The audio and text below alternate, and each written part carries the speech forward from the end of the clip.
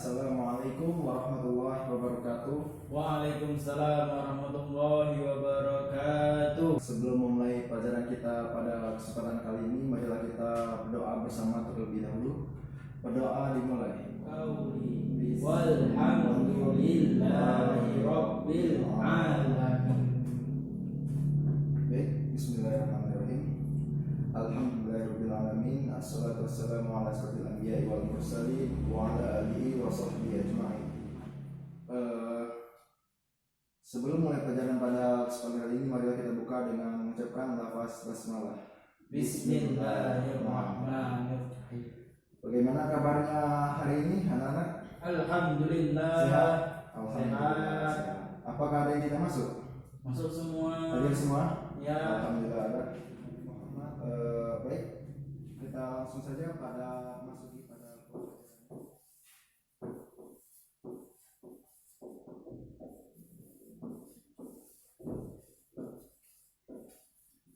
dakwah Nabi Muhammad SAW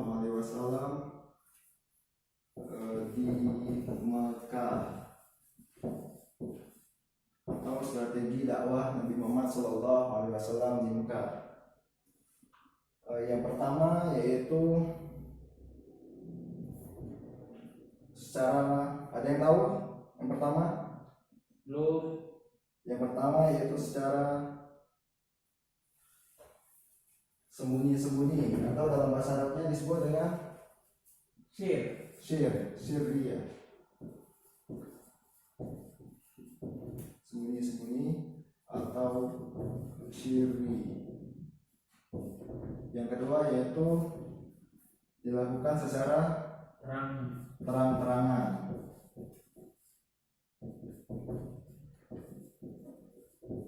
atau secara jahar.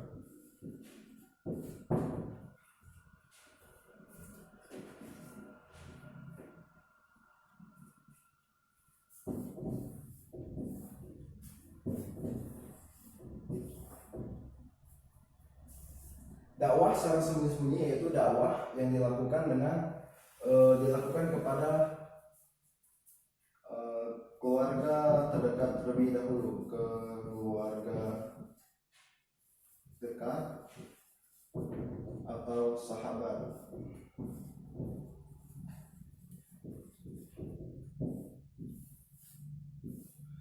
Tanda dari awal mulanya dakwah dilakukan secara syir ini atau sembunyi-sembunyi yaitu dengan ditandai dengan Quran surat Al-Mudaththir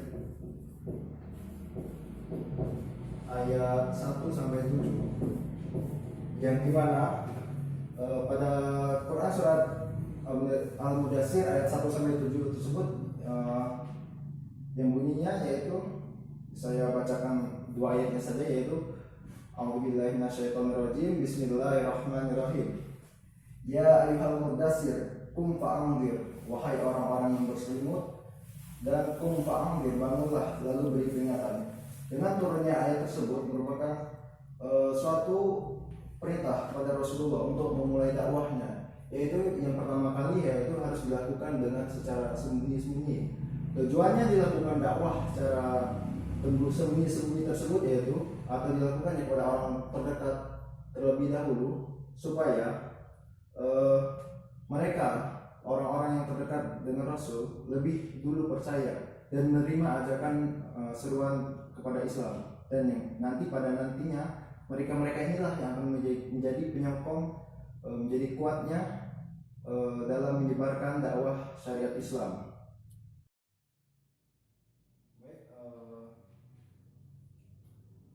Orang-orang yang menjadi target dakwah secara sembunyi-sembunyi yaitu keluarga dekat atau orang-orang terdekat Rasulullah SAW. Pada hal tersebut disebut dengan generasi awal, sebagai orang yang pertama masuk Islam disebut dengan as-sabiqun al-awwalin.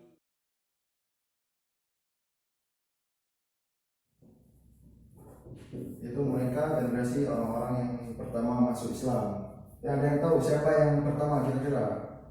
Khadijah. Yang pastinya Khadijah. Ya. Siapa Khadijah? Istri Nabi Muhammad SAW yang pertama. Khadijah yang merupakan istri dari Nabi Muhammad SAW sebagai wanita pertama yang memeluk agama Islam. Yang selanjutnya itu ada yang bisa menyebutkan? Selanjutnya itu Ali bin Abi Thalib. Ali bin Abi Thalib. Yang selanjutnya ada Zaid bin Harisa. Ada yang tahu siapa Zaid? Sebagai siapa? anak angkat Rasulullah SAW. Ya, sebagai anak angkat atau pembantunya, yang tadinya membantu kemudian diangkat menjadi anak oleh Rasulullah SAW. Yang selanjutnya yaitu yang pastinya adalah sahabat beliau, yaitu siapa? Abu Bakar. Abu Bakar As-Siddiq. Abu Bakar As-Siddiq sebagai lelaki dewasa pertama dari kalangan sahabat yang memeluk agama Islam. Dari mereka-mereka ini kemudian ajaran Islam secara sembunyi-sembunyi dari telinga ke telinga disampaikan, bertambah pula para sahabat yang lain atau dari kalangan keluarga Rasulullah SAW yang lain, yaitu dari para sahabat itu ada Utsman bin Affan,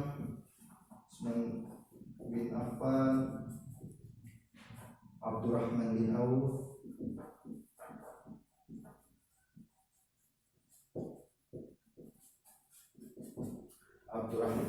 kemudian ada Sa'ad bin Abi Waqqas,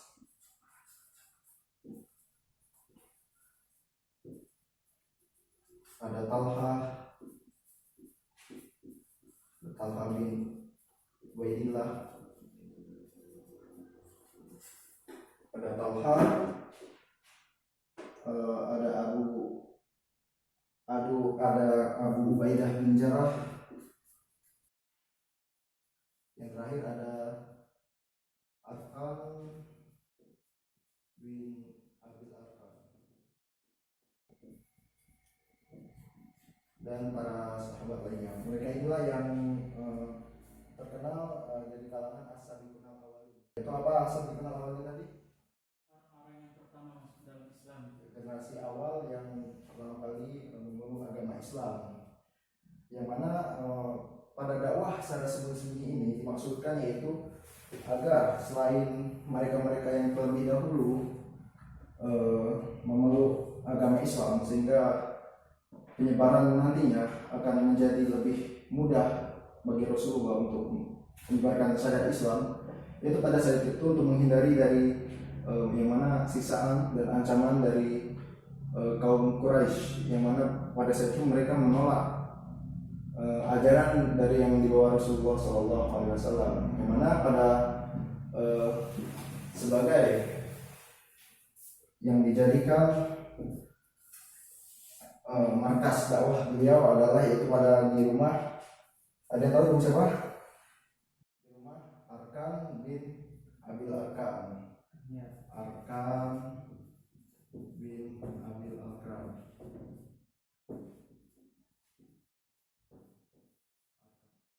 Rumah beliau digunakan sebagai pusat untuk melakukan halaqah atau dakwah dalam penyebaran agama Islam secara sirri.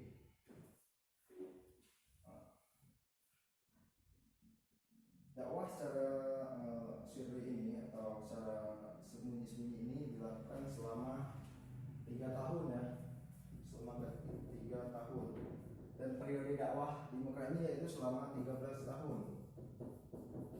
Jadi 3 tahun secara sirri berarti secara zahir ini selama 10 tahun, jadi 13 tahun. Setelah dakwah dilakukan secara sirri, maka turunlah perintah yang selanjutnya, yaitu dakwah secara terang-terangan. Jika dakwah secara sembunyi-sembunyi ditandai dengan Quran surat Al-Mudassir ayat 1-7, dan pada dakwah secara terang-terangan yaitu ditandai dengan turunnya Quran surat Al-Hijr ayat 94. Pada Quran surat Al-Hijr ayat 94 ini yang bunyinya A'udzubillahi minasyaitonirrajim. Bismillahirrahmanirrahim. Fasda' bima tu'maru wa 'arid 'anil musyrikin. Maka sampaikanlah Muhammad apa yang diperintahkan kepadamu secara terang-terangan dan berpalinglah dari orang-orang musyrik.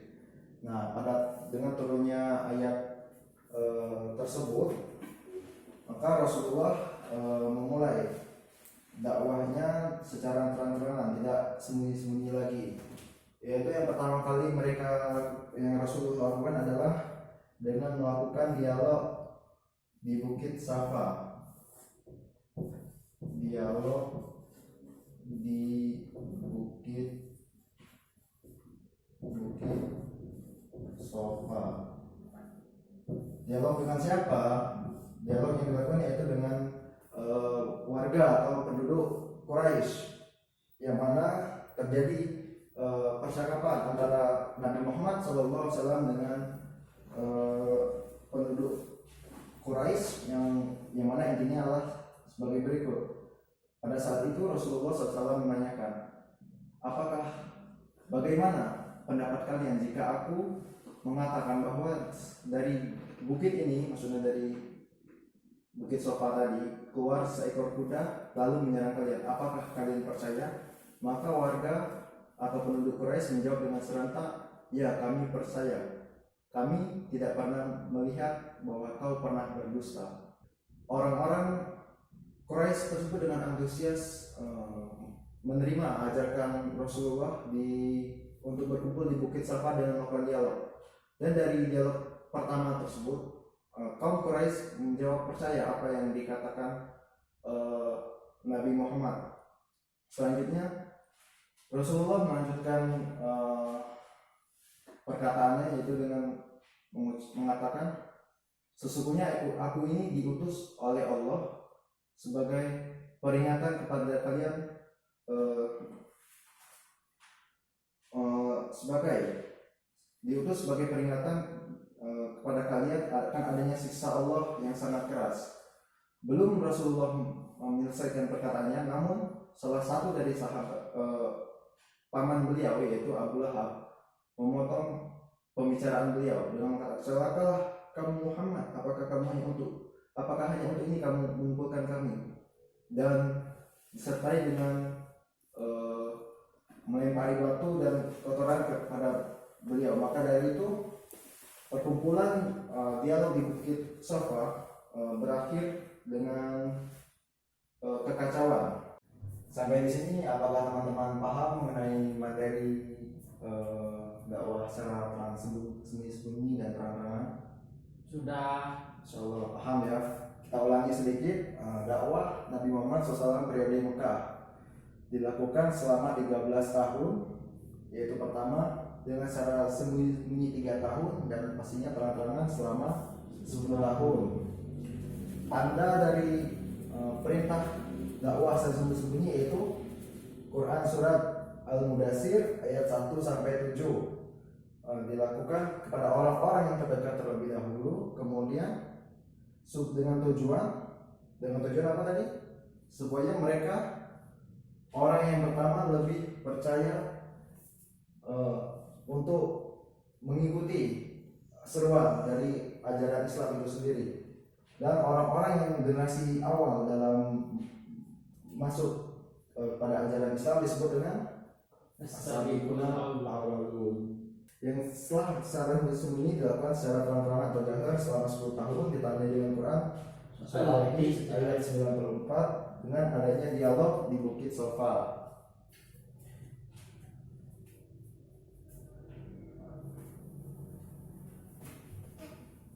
Setelah dakwah secara terang-terangan dilakukan, sudah tentu banyak tantangan yang dihadapi oleh Rasulullah SAW dan pengikutnya. Yang sudah tentunya yaitu ada tekanan atau penghinaan.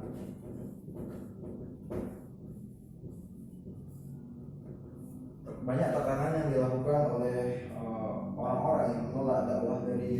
Rasulullah SAW. Maka Abu Jahal, salah satu paman dari beliau sendiri, pernah menyewa seorang Yahudi untuk mengancam dakwah beliau, tetapi dengan keluhuran dari budi akhlak Rasulullah SAW, maka seorang Yahudi tersebut masuk dalam Islam. Yang selanjutnya yaitu ada bujukan. Setelah dengan tekanan dan berbagai ancaman yang dilakukan terhadap dakwahnya Rasulullah SAW, yang selanjutnya itu mereka dengan bujukan, yaitu seperti dengan menawar bahkan wanita, bahkan sempat mereka untuk melakukan pertukaran dalam peribadatan mereka. Dalam hal ini yaitu Rasulullah menjawab, "Aku tidak akan menyembah Tuhan yang kamu sembah dan kamu bukan penyembah Tuhan apa yang kau sembah." Dari pernyataan tersebut, teman-teman familiar dengan surat apakah itu? Surat Al-Kafirun. Ya benar, pada saat itulah turunnya Quran surat Al-Kafirun, yaitu sebagai bentuk penolakan terhadap ajakan orang-orang yang di luar Islam untuk melakukan peribadatan yang sama. Setelah dengan tantangan, kemudian dengan bujukan dan tetap tidak mempan, Rasulullah dengan sabarnya, dengan gigihnya mereka, Rasulullah dan pengikutnya tetap menyebarkan seruan ajaran Islam. Maka yang langkah terakhir itu mereka melakukan boikot, yaitu seperti dengan melarang umat Islam untuk berinteraksi dengan kaum Quraisy, dilarang menikah dengan kaum Quraisy, dan tidak boleh melakukan jual beli dengan kaum Quraisy, dan banyak hal-hal yang banyak lainnya.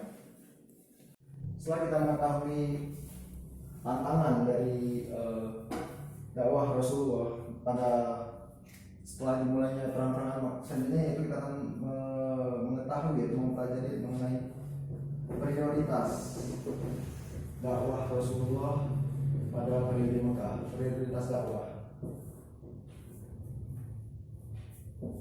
Yang pertama ada mengajarkan tentang ketauhidan.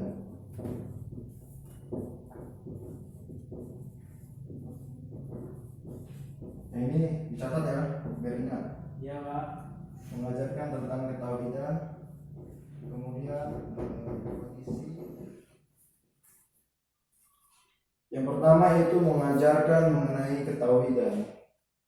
Sudah diketahui bahwa mereka kaum Quraisy penduduk jahiliyah, mereka itu menganut paham politeisme, yaitu atau mempercayai kepada banyak Tuhan, yaitu. Maka dari itu Rasulullah SAW yang paling utama, yang pertama itu mengajarkan ketauhidan kepada orang-orang Quraisy, yaitu dengan memerintahkan bahwa hanya satu Tuhan yang patut disembah, yaitu Allah Subhanahu wa taala. Yang selanjutnya yaitu kondisi kaum Quraisy yang menyembah berhala seperti tadi, yaitu dengan banyaknya orang-orang atau seluruh kaum Quraisy banyaknya masih menyembah berhala, maka beliau mengajak kepada mereka untuk hanya satu Tuhan yang berhak untuk disembah. Dan yang selanjutnya yaitu memberitakan hari pembalasan. Kenapa memberitakan hari pembalasan?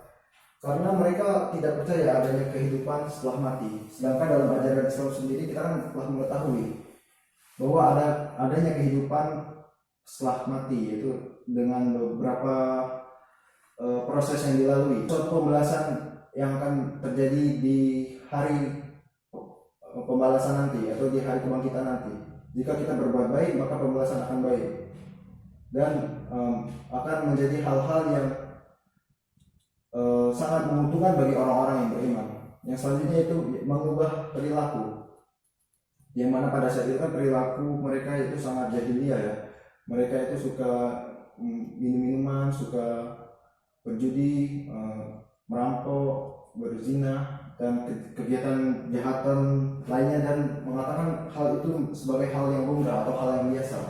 Maka salah satu prioritas dakwah Rasulullah adalah untuk mengubah perilaku tersebut, yaitu menjadi akhlak yang baik. yang selanjutnya mengangkat derajat manusia. Sudah tentunya dalam ajaran Islam itu semua manusia itu sama, kecuali yang membedakan adalah iman dan takwa. Mungkin inilah pembelajaran kita pada kesempatan kali ini mengenai dakwah Nabi Muhammad SAW pada periode Mekah. Saya harap teman-teman sekalian mampu untuk memahami mengenai materi tersebut ya. Jika ingin mengetahui menambah wawasan mengenai sejarah, sebenarnya panjang ini mengenai dakwah Nabi Muhammad SAW di Mekah. Dari sembunyi-sembunyi banyak hal-hal yang terlewatkan karena waktu yang sedikit, maka kita mempelajari sesuai buku kurikulum yang telah disediakan. Jika teman-teman ingin yang lebih lengkapnya, teman-teman dapat membacanya di buku perpustakaan gitu ya, banyak tentang mengenai sejarah Sirah Nabawi ya. Ya Pak. Untuk minggu depan teman-teman saya berikan tugas yaitu menghafal mengenai surat Al-Mudaththir 1-7 dan Al-Jin ayat 94. Marilah kita tutup pembelajaran ini dengan mengucapkan lafaz hamdalah. Alhamdulillahirabbil alamin. Sekian pembahasan kita pada kesempatan kali ini. Mohon maaf atas segala khilaf dan salah yang dari lisan saya. Ambil yang baiknya. Terima kasih. Wassalamualaikum warahmatullahi wabarakatuh. Waalaikumsalam warahmatullahi wabarakatuh.